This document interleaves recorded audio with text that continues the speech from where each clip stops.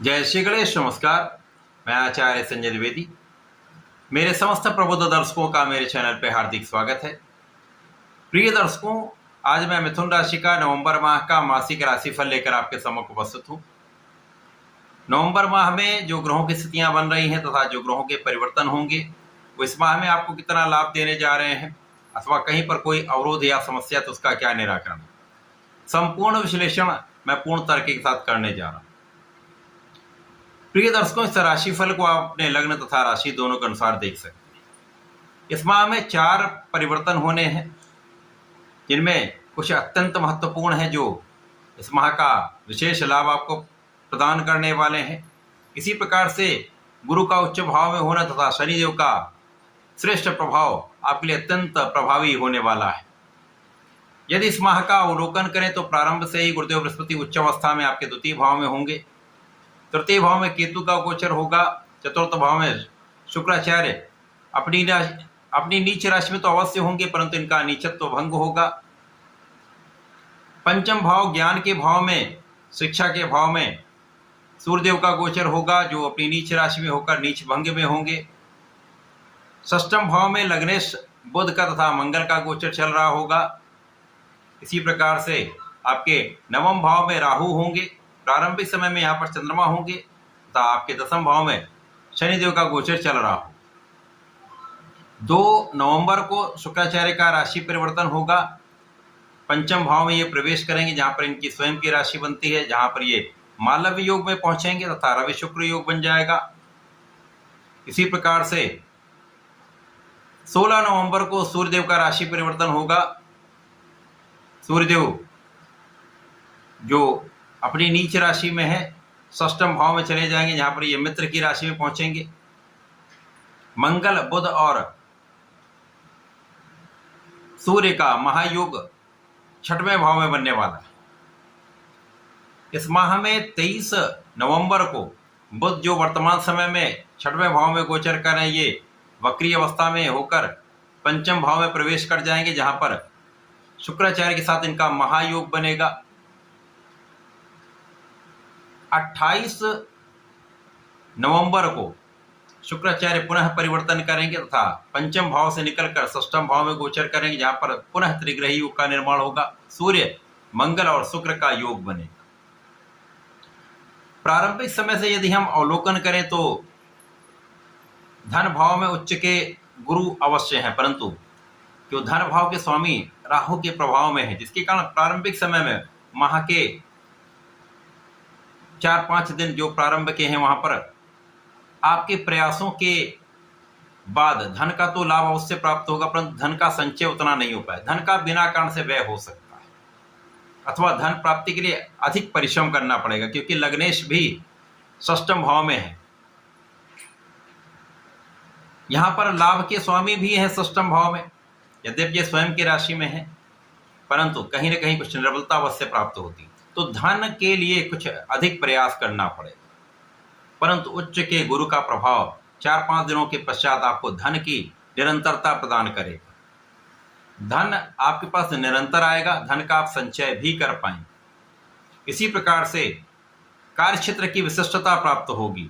अब कार्य क्षेत्र में गुरु की राशि में शनिदेव का गोचर है, गुरु का प्रभाव शनिदेव पर भी है जिसके कारण और स्वयं की राशि पर भी है जिसके कारण ये भाव आपका विशिष्ट होने वाला है। तो यदि आप कम परिश्रम भी कर पा रहे हैं या आप उतने प्रयास नहीं कर पा रहे हैं परंतु इस माह में प्रारंभिक 5-6 दिनों के पश्चात आपकी स्थिति अत्यंत प्रबल होगी। आप कार्य क्षेत्र में बहुत विशेष रहेंगे। आप जितना भी कार्य करेंगे वो सटीक होगा, आपकी गणनाएं अच्छी होंगी, आपका बुद्धि बल श्रेष्ठ होगा, आपका आकलन बहुत अच्छा होगा तथा गुरु का प्रभाव जो आपको ज्ञान देता है, जो आपको विवेक देता है, तो आपके निर्णय बहुत अच्छे होने वाले। अब विवेक के भाव में सूर्यदेव भी हैं तो इस समय निर्णय की सटीकता होती है, आप बहुत विचारशील होते हैं और आप आत्मविश्वास से भरे होते हैं जिसके कारण आपका निर्णय भी अच्छा होगा जो आपको भी लाभ देगा, अन्य लोगों को भी उससे लाभ मिलेगा। तो ये कार्य क्षेत्र में किसी प्रकार की कोई बड़ी निर्बलता नहीं होगी। इस प्रकार से इस माह में विदेशों से एक अच्छा लाभ मिल सकता है।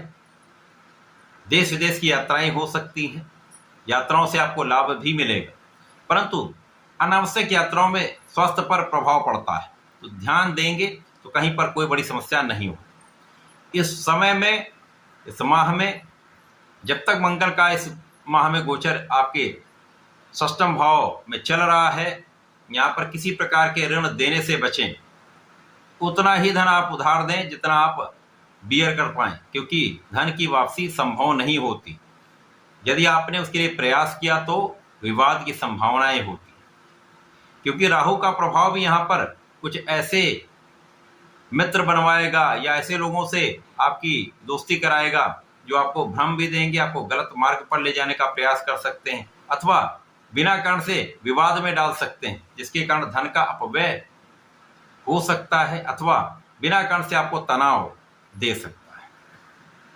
परंतु बहुत कुछ समस्याएं यहाँ पर गुरु निस्तारित कर देंगे, शनि निस्तारित कर देंगे, कि दोनों का अत्यंत विशेष प्रभाव है। ये दोनों ग्रह आपके जीवन की धारा बदल देंगे, ये दोनों ग्रह आपके जीवन को परिवर्तित करेंगे, नकारात्मकता से सकारात्मकता की ओर आपको ले जाने वाले, क्योंकि शनिदेव कर्म क्षेत्र में आपकी उन्नति कराने वाले हैं, आपका विस्तार कराने वाले हैं, आपको पद का लाभ कराने वाले हैं, आपका धन का लाभ कराने वाले हैं। आपके पद में तो उन्नति होगी ही, आपको मन के अनुसार आपका कार्य मिल सकता है या मन के अनुसार आपको स्थान मिल सकता है, तो एक अच्छा प्रभाव यहां पर प्राप्त होगा। शनिदेव का प्रभाव आपके व्यय पर नियंत्रण करेगा।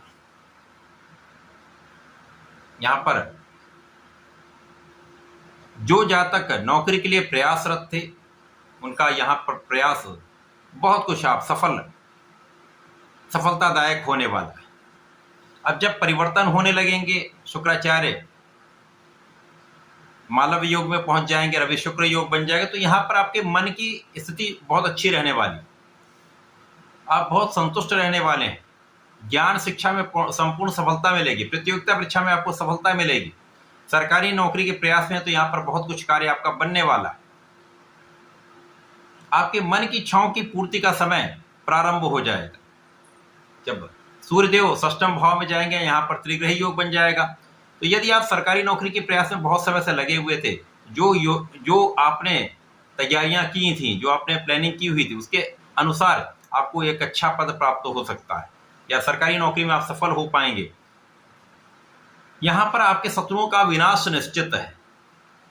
इस माह में कोई शत्रु आपके सामने टिक नहीं पाएगा, समस्याएं कम होती जाएंगी, अवरोध कम होते जाएंगे, लाभ की मात्रा पहले से बढ़ने लगेगी। जो प्रारंभिक समय की जो समस्याएं थी वो निस्तारित हो जाएंगी। इसी प्रकार से जब बुध परिवर्तन करके पुनः पंचम भाव में जाएंगे, तो यहां पर आपकी स्थिति अत्यंत प्रबल हो जाएगी, लक्ष्मी योग बन जाएगा, जिसके कारण धन का प्रबल लाभ आपको प्राप्त होगा। धन, सुख, ऐश्वर्य की वृद्धि होगी, आपके सुख साधन बढ़ेंगे, जो भी कार्य आपने सोचे थे वो कार्य संपन्न होने वाले, कार्य क्षेत्र में सफलता का पूर्ण योग बन जाएगा। आय में आपके मन के अनुसार वृद्धि होगी, संतान पक्ष बलवान रहेगा, संतान सुख आपको प्राप्त होगा, भाग्य का भी साथ मिलेगा, भाग्य की निर्बलता दूर होगी, तथा इस समय में संपूर्ण रूप से आप प्रभावी रहने वाले। अब ज्ञान, बुद्धि बल, ऐश्वर्य, वैभव, सुख संपदा का संपूर्ण लाभ आप प्राप्त करने वाले हैं। भूमि, भवन, वाहन का सुख आपको प्राप्त हो सकता है। इसी प्रकार से इस माह में जब शुक्राचार्य का पुनः परिवर्तन होगा, जब ये षष्ठम भाव में जाएंगे, यहाँ पर ये तृक भाव में होंगे, परंतु सूर्य के साथ में होंगे, मंगल के साथ में होंगे, तो यहाँ पर जो जातक विदेश से संबंधित होकर कार्य कर रहे हैं, किसी प्रकार से संबंधित हैं, या मातृ स्थान से दूर रहकर कार्य कर रहे हैं, उनके लिए विदेश में या मातृ स्थान से दूर रहकर जो कार्य कर रहे हैं, उनमें बड़ी उन्नति का योग है, बड़े धन प्राप्ति का योग। कुल मिलाकर यह समय आपके लिए अत्यंत अनुकूल है। इस पूरे माह में बहुत स्थितियां आपके पक्ष में होंगी, और कहीं पर कोई निर्बलता है तो गुरु और शनि मिलकर उसका समाधान कर देंगे। सूर्य का प्रभाव शत्रुओं का पराभव कर देगा, तो रोग, ऋण, शत्रु सब पर आपका नियंत्रण रहने वाला है। इस पूरे माह का लाभ उठाने के लिए आपको गणपति की आराधना करनी चाहिए। संकटनाशन गणेशोत्तम का पाठ करें, ओम गंग गणपति नमः का जप करें, तथा यदि इस माह में आप हनुमानाष्टक का नित्य पाठ कर लेते हैं तो समस्याएं कम से कम होंगी, लाभ वृद्धि निश्चित है। तो ऐसा करके इसका लाभ लें। धन्यवाद, नमस्कार।